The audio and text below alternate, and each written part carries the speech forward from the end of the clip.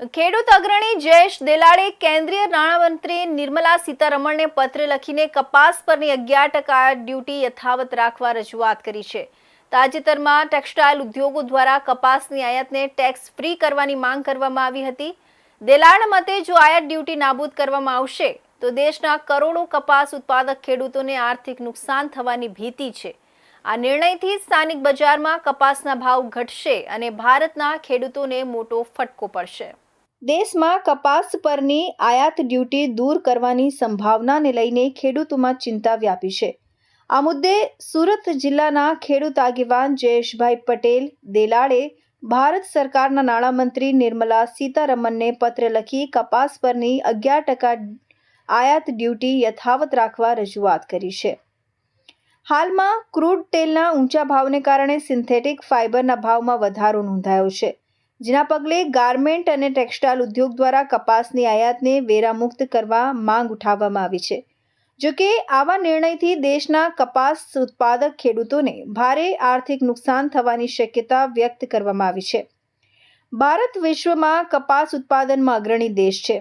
જો કપાસની આયાત વેરામુક્ત કરવામાં આવશે તો વિદેશી કપાસ સસ્તા ભાવે ઉપલબ્ધ થવાથી સ્થાનિક બજારમાં કપાસના ભાવ ઘટી શકે છે, જેના કારણે ખેડૂતોને નુકસાન સહન કરવું પડી શકે છે। જયેશ દેલાડે પોતાના પત્રમાં જણાવ્યું છે કે ખેડૂતોના હિતોને ધ્યાનમાં રાખીને કપાસ પરની હાલની 11% આયાત ડ્યુટી યથાવત રાખવી જોઈએ। તેમણે વધુમાં જણાવ્યું કે જો વેરામુક્ત આયાતને રોકવામાં નહીં આવે તો કપાસ ઉત્પાદક ખેડૂતો મુશ્કેલીમાં મુકાઈ શકે છે। તેમણે સરકારને વિનંતી કરી છે કે ખેડૂતોના હિતમાં યોગ્ય નિર્ણય લઈ દેશના કૃષિ આધારિત અર્થતંત્રને મજબૂત બનાવવામાં સહકાર આપે। કૃષિ વિકાસ દેશના સર્વાંગી વિકાસ માટે મહત્વપૂર્ણ છે અને સરકાર દ્વારા ખેડૂતોની આવક બમણી કરવા માટે લેવામાં આવેલા પ્રયત્નો સરાહનીય છે। સરકારે કૃષિ ક્ષેત્રમાં વિવિધ યોજનાઓ, આધુનિક ટેકનોલોજી અને લઘુત્તમ ટેકાના ભાવમાં વધારો કરીને ખેડૂતોના સર્વાંગી વિકાસ માટે મહત્વપૂર્ણ પગલાં લીધા છે, જેના સકારાત્મક પરિણામો પણ જોવા મળ્યા છે। તેમણે જણાવ્યું કે કાચા તેલના વધતા ભાવને કારણે સિન્થેટિક ફાઇબર મોંઘા થયા છે। પરિણામે ગાર્મેન્ટ ઉદ્યોગ સરકાર પર આયાત ડ્યુટી હટાવવા માટે દબાણ કરી રહ્યું છે। જો સરકાર આયાત ડ્યુટી નાબૂદ કરશે તો વિદેશી કપાસ ભારતમાં સસ્તા ભાવે ઉપલબ્ધ થશે। આનાથી સ્થાનિક કપાસના ભાવ ઘટશે અને વિશ્વના અગ્રણી કપાસ ઉત્પાદક દેશના ખેડૂતોને ભારે નુકસાન થશે। મિડલ ઇસ્ટમાં જે રીતે યુદ્ધ થઈ રહ્યું છે એને કારણે ક્રૂડના ભાવ વધવાને કારણે સિન્થેટિક જે ફાઇબર છે મોંઘું થવાને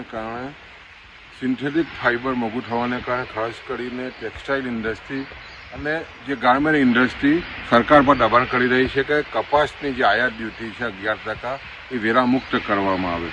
અગાઉ પણ તમે જોવો તો જ્યારે પણ નવેમ્બર અને ડિસેમ્બરમાં વેરામુક્ત કપાસ કરવામાં આવ્યો ત્યારે સ્વાભાવિક છે કે સસ્તો કપાસ વિદેશથી આવવાને કારણે ખેડૂતોને લાખો હજારો ખેડૂતોને ભારત દેશના ખેડૂતોને કપાસ પકવતા ખેડૂતો ખૂબ જ મોટું નુકસાન થયું છે।